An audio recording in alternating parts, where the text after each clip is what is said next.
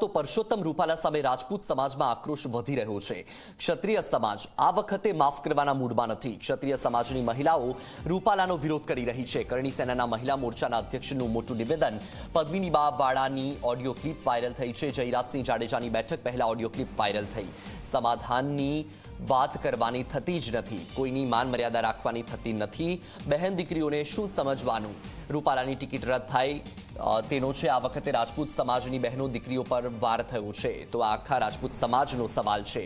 સમાધાનની વાત આવશે તો કોઈ મર્યાદા રાખવાની નથી। દર વખતે બધાનું માન રાખવાની જરૂર નથી। જો સમાધાન કરવાનું હોય તો આગેવાની ના લો, ફક્ત રૂપાલાની ટિકિટ રદ કરવામાં આવે એ જ અમારી માંગ।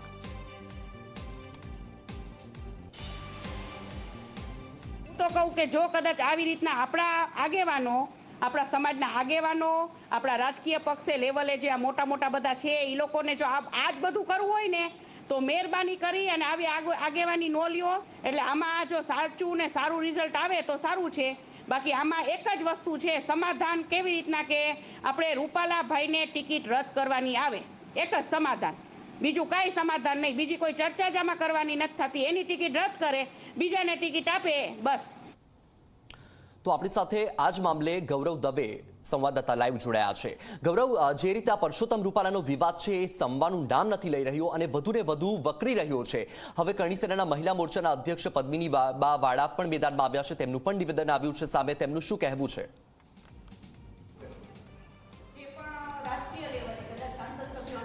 વત્સલ, રાજકોટ લોકસભા બેઠકના ભાજપના ઉમેદવાર કેન્દ્રીય મંત્રી પરસોત્તમ રૂપાલા છે કે જેમને ક્ષત્રિય સમાજ પર એક ટિપ્પણી કરી હતી ને એ ટિપ્પણીને લઈને ક્ષત્રિય સમાજની અંદર રોષ છે તે જોવા મળી રહ્યો છે। આજે ગોંડલ ખાતે જે જયરાજસિંહ જાડેજાની આગેવાનીમાં જે ક્ષત્રિય સમાજનું સંમેલન છે તે મળવા જઈ રહ્યું છે ને ત્યાં આ મુદ્દો શાંતિથી પૂર્ણ થાય તે માટેના પ્રયાસો છે તે જયરાજસિંહ જાડેજા દ્વારા કરવામાં આવે તે પહેલા જ કરણી સેનાના મહિલા મોરચાના અધ્યક્ષ પદ્મિનીબા વાળા છે કે તેમનો એક ઓડિયો ક્લિપ છે તે વાયરલ થયો છે ને તેની અંદર તેઓ સ્પષ્ટ કહી રહ્યા છે કે જે સમાજ છે તે આ મામલો છે તે સાથ પાડવા માંગતો નથી અને ક્ષત્રિય સમાજની મહિલાઓ છે કે તેમના દ્વારા વિરોધ છે તે કરવામાં આવી રહ્યો છે। મારી સાથે અન્ય કેટલાક બહેનો છે ક્ષત્રિય સમાજના, તેમની સાથે વાત કરવાનો પ્રયાસ કરીશું। બેન, શું માંગણી છે? કઈ રીતના આમાં સમાધાન થવું જોઈએ, ન થવું જોઈએ, કઈ રીતના જોવું છે? જય માતાજી, વંદના ઝાલા। અમે તો એક જ માનીએ છીએ કે આમાં સમાધાન થવું જ ન જોઈએ। રૂપાલા સાહેબની ટિકિટ રદ જ થવી જોઈએ। કે જે બોલ્યા છે એ અયોગ્ય જ છે કે બેનો દીકરીઓ વિશે અમે તો એક જ કરીએ છીએ કે એમની ટિકિટ જ રદ થવી જોઈએ। ચોક્કસ જ ક્ષત્રિય સમાજના મહિલાઓ સ્પષ્ટ કહી રહ્યા છે। બેન, શું કહેશો? આપનો એક ઓડિયો ક્લિપ વાયરલ થયો છે। જી હા, ઓડિયો ક્લિપ વાયરલ થયો છે, એમાં હું જ બોલી છું। અને આપણે રાજકીય લેવલે જે અમારા જયરાજભાઈ, અને જયરાજભાઈ એક નથી, રાજકીય લેવલે ઘણા અમારા ભાઈઓ બેઠા છે અને ઘણા બહેનો બેઠા છે, તો એ લોકોને પણ અત્યારે ક્ષત્રિય સમાજનો જ સાથ દેવો જોઈએ। કે ભલે આપણે એમ નથી કહેતા પાર્ટીનો તો ક્યાં ક્ષત્રિય સમાજ વિરોધ કરે છે, એવી પણ અફવાયું ફેલાણી છે। અને એવી પણ અફવાયું ફેલાણી છે કે ક્ષત્રિય સમાજ ટિકિટ માટે ના, સેજે નહીં, અત્યારે ટિકિટનો કોઈ પ્રશ્ન જ નથી। અત્યારે પ્રશ્ન બેનું દીકરીઓની આબરૂનો છે, ઇમેજનો છે, એટલે એ ન હોવો જોઈએ। અને આમાં સમાધાન કોઈ પણ લેવલે કોઈ પણ 5 વ્યક્તિ કરી જ ન શકતા। આખા સમાજનો પ્રશ્ન છે અને આખા સમાજમાં જે પણ થશે એ જાહેરમાં આવીને માફી માંગશે ને તો પણ આખા સમાજની ના જ છે।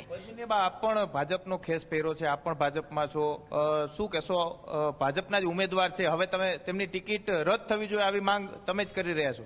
જી હા, 100%, કેમ નહીં। ભાજપમાં હું છું અને મને ભાજપથી હું 300 લેડીઝો સાથે જોઈન્ટ થઈ હતી।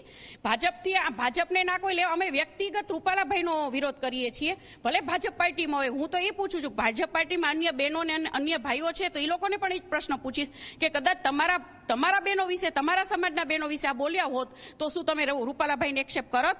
બરાબર, નો જ કરી શકીએ ને, કે બેનો દીકરીઓનો પ્રશ્ન છે અને બહેનો દીકરીઓ એ સમાજનું ઘરેણું કહેવાય। જો ઘરેણા ઉપર આંચ આવે ને તો અમે કે ઊંચું ઉપાડીને ચાલી ન શકીએ। અને રૂપાલાભાઈએ તો અમારા સિંહણોનું નામ લીધું છે, હજી એને ખ્યાલ નથી કે આનો શું પરિણામ આવશે। રૂપાલાભાઈને હું તો કહું છું કે આપ સામે આવીને રાજીનામું આપી દો। ધારાસભ્ય જયરાજસિંહ જાડેજા સમાધાન કરાવવાના મૂડમાં છે, આજે મીટિંગ પણ બોલાવી છે, સંમેલન બોલાવ્યું છે ક્ષત્રિય સમાજનું ગોંડલ ખાતે, શું તમે જવાના છો? તમને ફોન બનાવ્યો છે?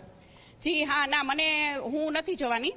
બરાબર છે કે કેમ કે સમાધાન આવ્યું એટલે હું નથી જવાની, કે સમાધાન તો કરવાનું જ નથી ને। સમાધાન કદાચ એવું હશે જયરાજભાઈનું કે હાલો ભાઈ રૂપાલાભાઈની ટિકિટ હું સાથે રહી અને રદ કરાવું છું, તે જયરાજભાઈનું અમે સન્માન કરશું, આખા સમાજના બહેનો અમે સન્માન કરશું। પણ સમાધાનમાં જો બીજો કોઈ પોઈન્ટ આવશે તો અમે સ્વીકાર્ય નહીં રાખીએ અને સમાધાન અમે કરવા પણ નહીં દઈએ।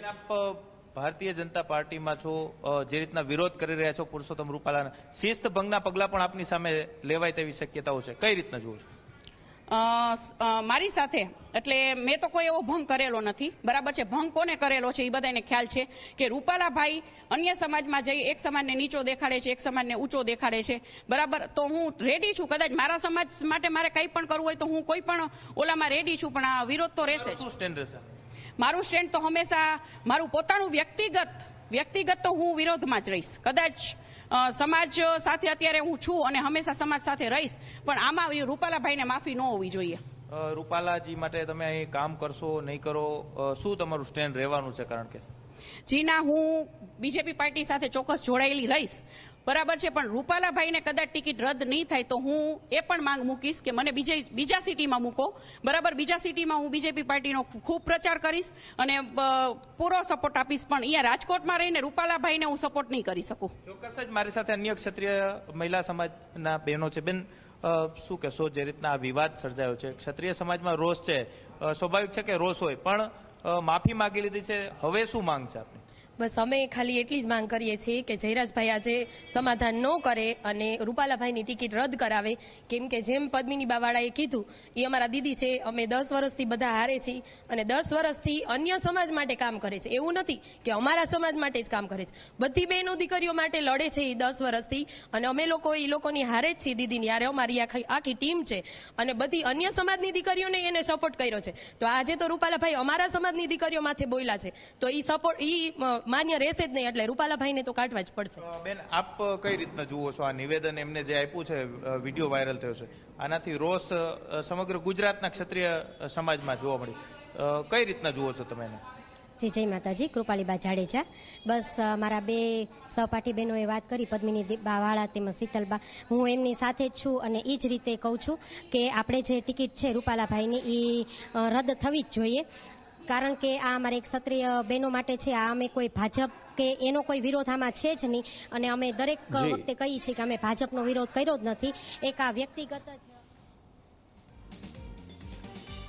જી ગૌરવ, માહિતી બદલ આભાર. તો પરસોત્તમ રૂપાલાનો વિરોધ વધતા ભાજપ એક્શનમાં, ડેમેજ કંટ્રોલ કરવા માટે જયરાજસિંહ જાડેજા મેદાને આવ્યા છે. આજે રાજકોટના ગોંડલમાં મળશે ક્ષત્રિય સમાજની બેઠક. પરસોત્તમ રૂપાલાના નિવેદનથી રોષ ફેલાયો છે. રૂપાલા સામે વિરોધ શાંત પાડવા માટે રણનીતિ ઘડાશે. રૂપાલા રાજકીય બાદ ધાર્મિક સંતના શરણે જઈ શકે છે. ગધેથડ ગાયત્રીધામ આશ્રમના લાલબાપુને મળી શકે.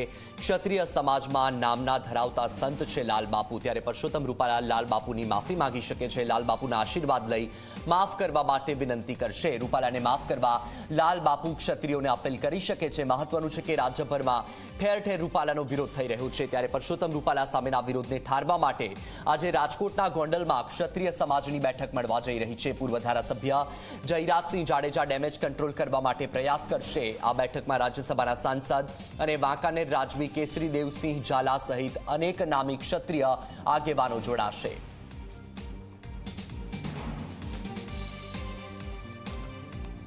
તો વધુ માહિતી મેળવીએ સંવાદદાતા ગૌરવ પાસેથી.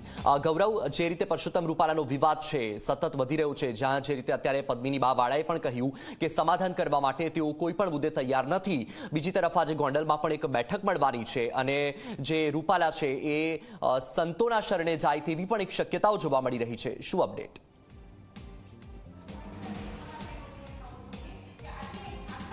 ચોક્કસ જ વત્સલ, પરસોત્તમ રૂપાલા દ્વારા ક્ષત્રિય સમાજ પર જે ટિપ્પણી કરતો જે તેમનો વિડીયો છે તે સોશિયલ મીડિયાની અંદર વાયરલ થયો, ને ત્યાર પછી સમગ્ર ગુજરાતની અંદર ક્ષત્રિય સમાજ અને રાજપૂત સમાજ છે કે તેમની અંદર એક ભારોભાર રોષ છે તે જોવા મળી રહ્યો છે.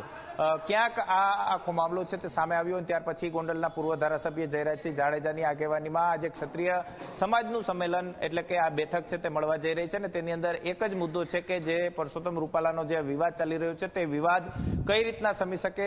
ક્ષત્રિય સમાજના જે આગેવાનો છે તેમની સાથે તેઓ ચર્ચા વિચારણા છે તે કરશે. ભારતીય જનતા પાર્ટીની અંદર જેટલા પણ ક્ષત્રિય ધારાસભ્યો છે, પૂર્વ ધારાસભ્યો છે, તે આ બેઠકની અંદર હાજર છે તે રહેવાના છે. પરસોત્તમ રૂપાલા કે જેઓ ગધેથડ ખાતે લાલબાપુ છે કે તેમના પણ આશીર્વાદ લે અને આ જે આખો વિવાદ થયો છે તે સમી જાય તે માટે નહીં, તેઓ સમાજયાતના છે તે માંગવા જાય તેવી પણ પૂરી શક્યતાઓ છે તે જોવા મળી રહી છે. આજની જે આજે ગોંડલ ખાતે જે